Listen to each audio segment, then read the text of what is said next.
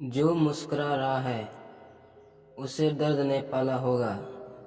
जो चल रहा है उसके पाँव में छाला होगा।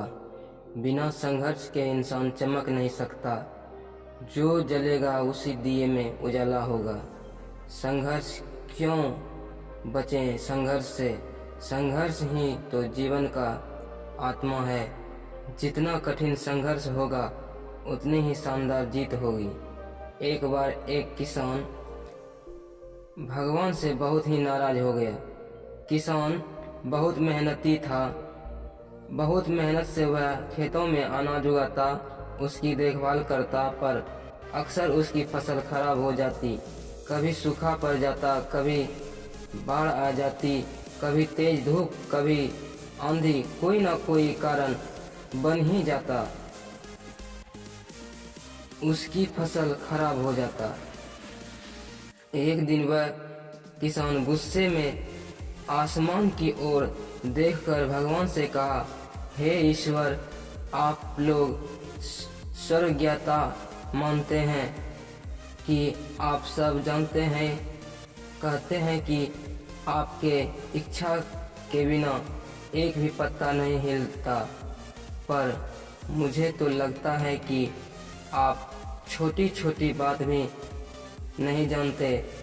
आप तो ये भी नहीं जानते कि खेती बाड़ी कैसे करते हैं। अगर आप जानते होते तो हर समय जो बाढ़, आंधी और तूफान आते हैं वो कभी नहीं आते।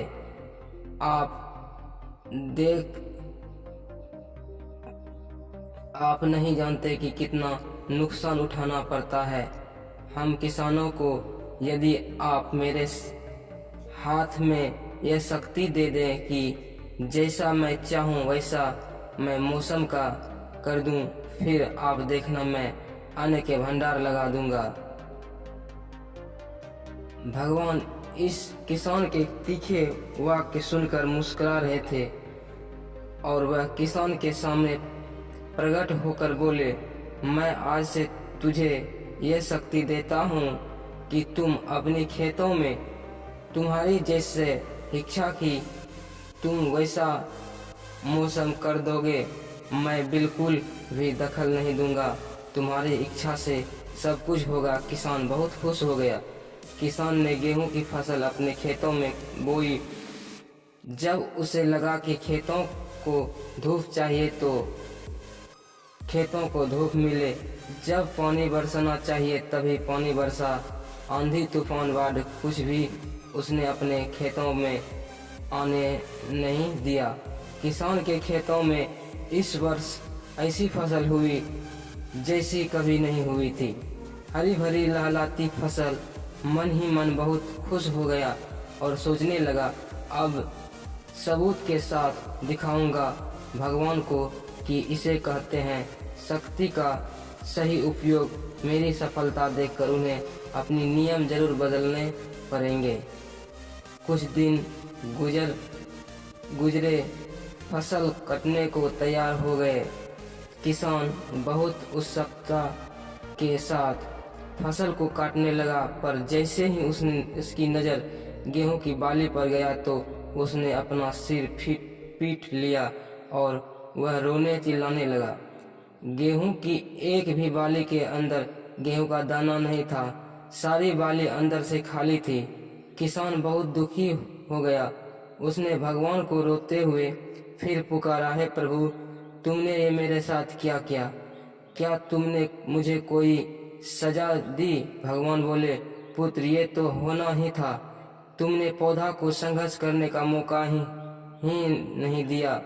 ना तो तुमने उन्हें आंधियों से जूझने दिया, ना तेज बारिश से सहने दिया और ना ही धूप में तपने दिया।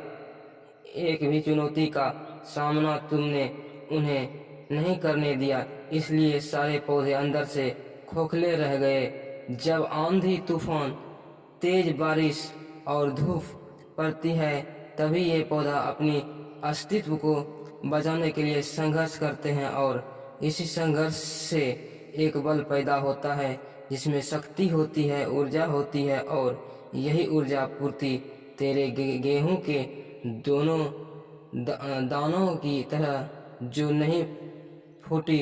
तूने उन्हें कठिन परिस्थितियों से गुजरने ही नहीं दिया जहां उनके अस्तित्व का जन्म होता है। सारे बालियां इसलिए खाली हैं, इसमें एक भी गेहूं का दाना इसलिए नहीं है क्योंकि तुमने अपने पौधे को संघर्ष कराया ही नहीं। याद रखिए, स्वर्ण में सवर्णीय आभात तभी आती है जब वह आग में तपने याद रखिए, स्वर्ण में सवर्णीय आभात तभी आती है जब वह आग में तपने, गलने और हथौड़े से पीटने जैसी संघर्षों से गुजरता है। कोयला का टुकड़ा हीरा तभी बनता है जब वह उच्च दाब और उच्च ताप की मुश्किल परिस्थितियों से गुजरता है। इसी तरह यदि हमारी जिंदगी में कोई संघर्ष ही ना हो, कोई चुनौती ही ना हो, तो हम भी गेहूं की बाली की तरह खोखले रह जाएंगे, कोई अस्तित्व नहीं रहेगा हमारा। विपरीत परिस्थितियों, चुनौतियों, समस्याएं हमें और अधिक निखारती है। यदि जीवन में कठिन परिस्थितियां और चुनौतियां आए तो घबराना मत, बल्कि सामना करना, विश्वास करना कि आप और अधिक निखर जाओगे और अधिक मजबूत बन जाओगे। किसी ने कितना सही कहा है कि जिंदगी जीना आसान नहीं होता, बिना संघर्ष कोई महान नहीं होता। जब तक न पड़े हथौड़ा की चोट, तब तक पत्थर भी भगवान नहीं होता।